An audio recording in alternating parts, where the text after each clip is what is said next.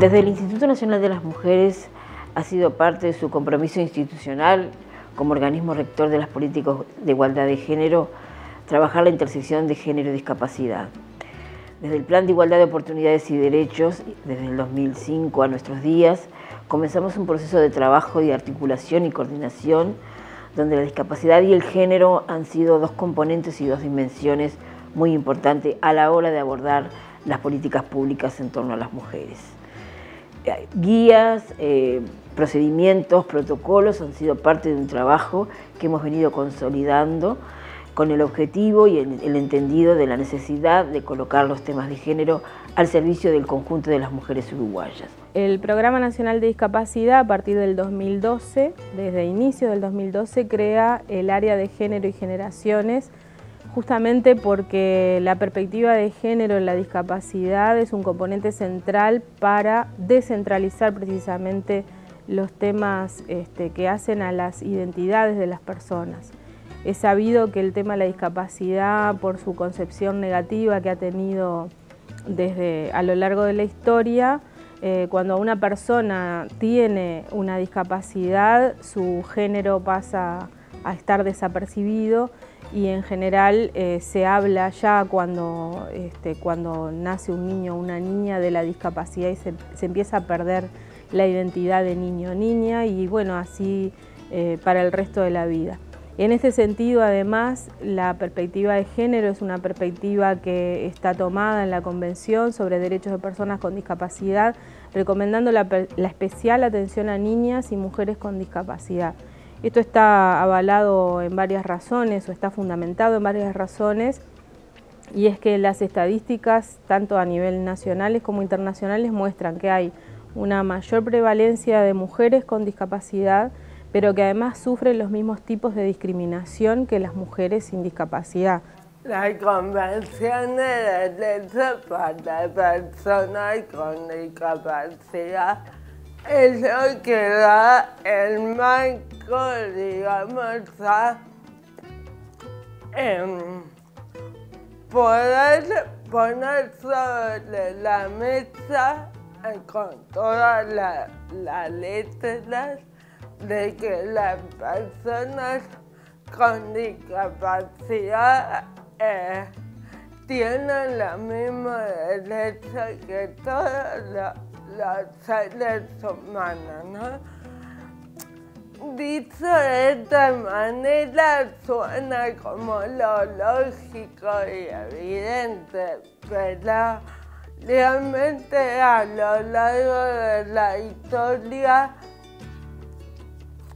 los derechos humanos de las personas con discapacidad fueron muy invisibilizados. Cuando se mira la vida de una mujer con discapacidad, podemos ver que rápidamente se nos asigna ese lugar, solo el de discapacidad. Se nos mira exclusivamente desde un lugar invalidante donde hay muchos preconceptos, mitos, miradas compasivas que tienen que ver con una concepción histórica de la discapacidad. Sin embargo, si vamos hacia nuestra actualidad, podemos mirar que una mujer con discapacidad no solo tiene discapacidad, sino que es una mujer con derechos, que puede trabajar, que puede ser creativa, formar parte de la sociedad, ser o no madre según lo defina, crear o no su familia según tenga posibilidades y oportunidades de realizarlo. Muchas veces hemos cambiado el modelo y el enfoque desde donde mirar la discapacidad. A principios del siglo XX hubo modelos que refirieron a lo caritativo, donde se pensaba por las personas con discapacidad, se nos ubicaba en un lugar y se nos definía nuestra trayectoria vital habitualmente en un único punto: el de niños y niñas eternos. Luego ese modelo fue dando paso a otro, ya a mediados del siglo XX, donde el modelo de salud se hizo cargo de la situación de la discapacidad. En ese momento los conflictos bélicos dieron por resultado muchas personas con discapacidad. Entonces se tomó como una patología, como un problema a sanar, como una temática de la salud que debía ser diagnosticada, evaluada, rehabilitada y vuelta a incorporar en la sociedad. Entonces la persona con discapacidad era exclusivamente persona responsable de su situación y debía reincorporarse, rehabilitarse, volver a, entre comillas, formar parte de la normalidad. Este hecho normativo hizo que muchas personas con discapacidad se rebelaran y denunciaran que sus derechos estaban siendo vulnerados y estaba nuevamente habiendo guetos para las personas con discapacidad. Así se agruparon, empezamos a formar las organizaciones de personas con discapacidad y a reivindicar que podemos definir nuestras trayectorias vitales desde nuestros deseos y no desde lo que se prevé socialmente para la persona con discapacidad. Esto hace que lleguemos a un nuevo modelo de discapacidad, una nueva forma de mirar, de pensar, de dar lugar a la discapacidad en lo social. Es el modelo social de la discapacidad. A partir de este modelo, la responsabilidad de la discapacidad pasa a ser una responsabilidad de todos y todas. Recientemente, el Consejo Nacional Consultivo de Lucha contra la Violencia Doméstica y el Sistema Integral de Protección a la Infancia y la Adolescencia de nuestro país presentaron en el marco del 25 de noviembre, Día Internacional de Lucha contra la Violencia hacia las Mujeres, la primera encuesta nacional de prevalencia de violencia basada en género y generaciones. Esta encuesta para nosotros es muy importante porque viene a confirmar y a validar que la violencia que sufren las mujeres en el país es un grave problema social y que es un fenómeno de alta magnitud, donde de las mujeres que fueron encuestadas, 7 de cada 10 reportan haber vivido algún tipo de violencia basada en género a lo largo de su vida.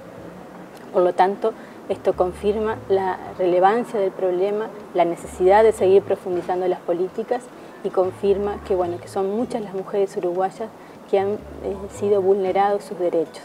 Partimos de la concepción que la violencia que sufren las mujeres es una violación de los derechos humanos. Es importantísimo para cualquier persona, para cualquier mujer que está viviendo una situación de violencia doméstica, tener información de los derechos, de los recursos. Imaginar una mujer con discapacidad aislada es imaginar las pocas probabilidades que tiene de poder resolver la situación en forma inmediata. Cuando hablamos de violencia doméstica, hablamos de abuso de poder.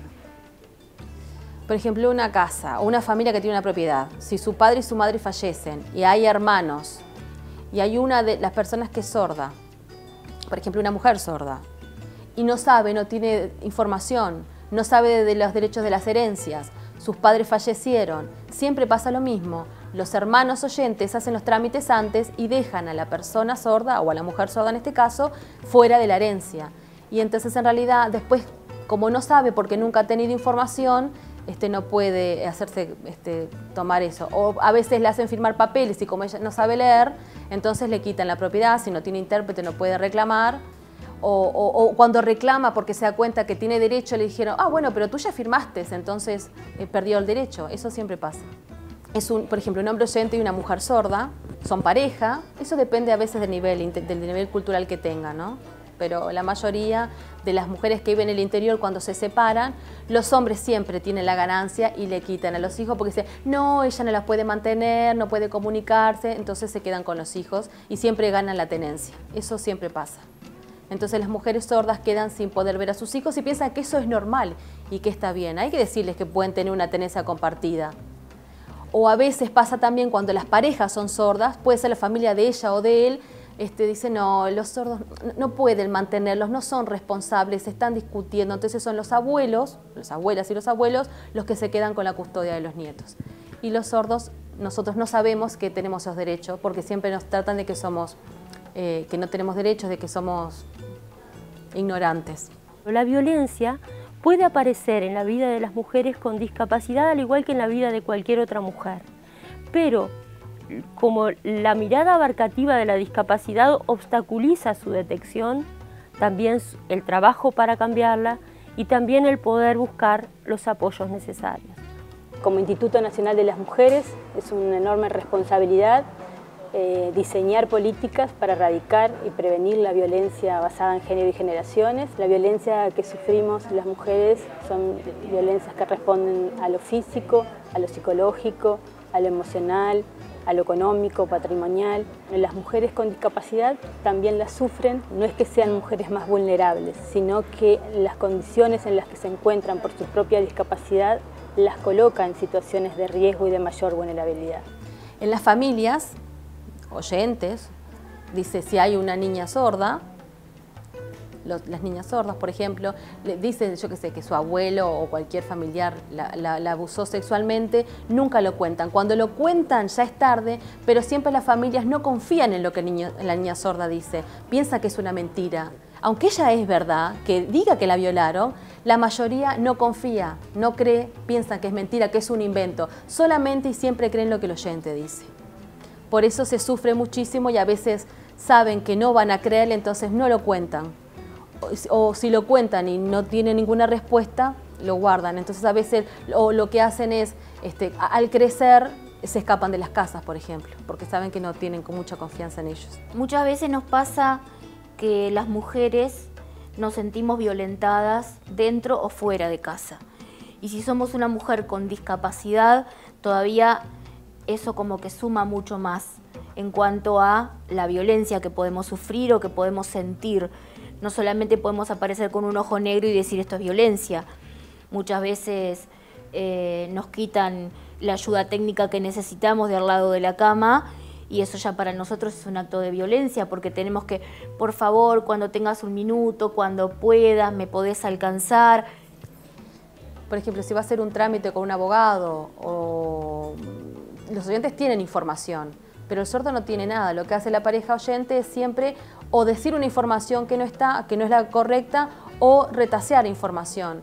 Por ejemplo, si va a los abogados a hacer una denuncia, yo te acompaño, le dice la pareja, hace o oficia de intérprete y en realidad lo que hace es, por ejemplo, si ella quiere denunciar de que es violentada en sus derechos, ellos dicen otra cosa. Entonces, no dicen la verdad. Lo que es mejor en esos casos es llamar a un intérprete neutral. Las mujeres sordas creen que los esposos, cuando son sus intérpretes, son lo mejor y en realidad lo que hacen es dejarlos sin los hijos y dejarlos sin nada.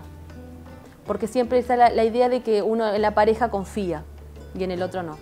Las personas con discapacidad convivimos y confrontamos permanentemente con entornos que no son accesibles y que no han sido diseñados con una mirada amplia que puedan ser utilizados por todas y todos.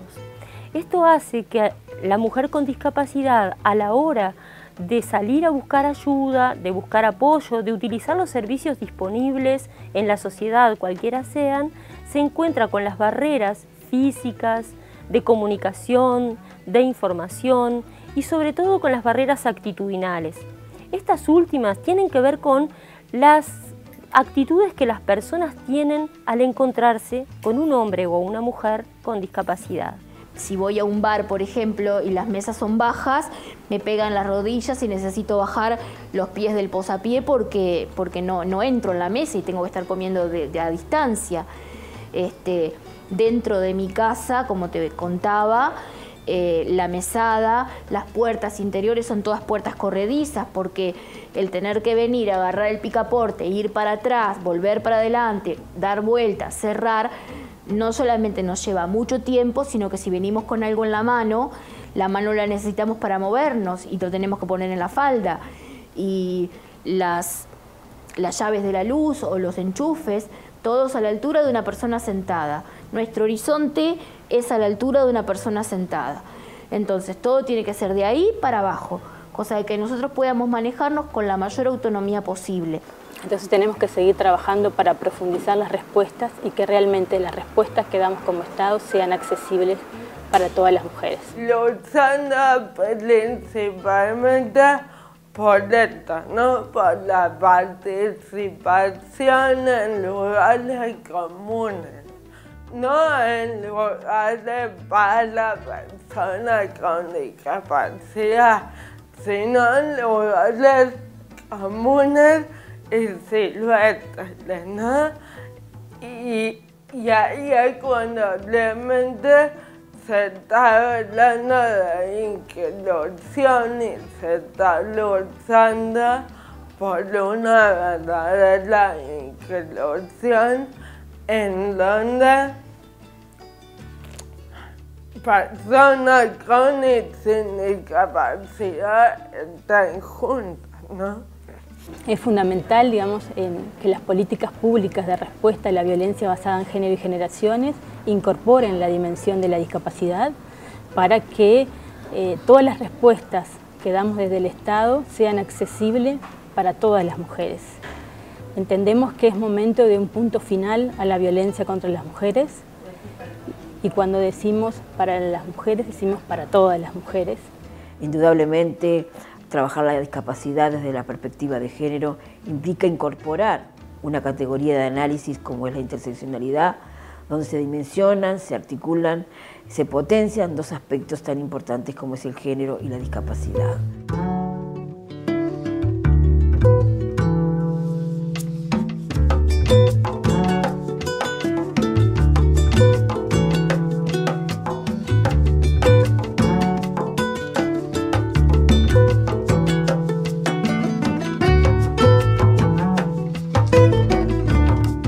Ministerio de Desarrollo Social, ministro Daniel Olesker. Instituto Nacional de las Mujeres, directora Beatriz Ramírez Abella. Programa Nacional de Discapacidad, directora María José Bañato. Unidad de Género y Generaciones, responsable Antonia Irazábal. División de Violencia Basada en Género, jefa de división Karina Ruiz. Equipo técnico, Griselda Olsen, Nadia Eiris, Daniela Sena, Agustina La Rosa y Mujeres. Antonia Irazábal, Claudia García, Fernanda Put, Pronadis. Testimonios, Natalia Farías, Blanca Soca, Jimena Romero, Lourdes Figueroa. Realización audiovisual, Gabriel Cabrera, Mauro Cachés. Intérprete de lengua de señas, Mónica Piñeiro.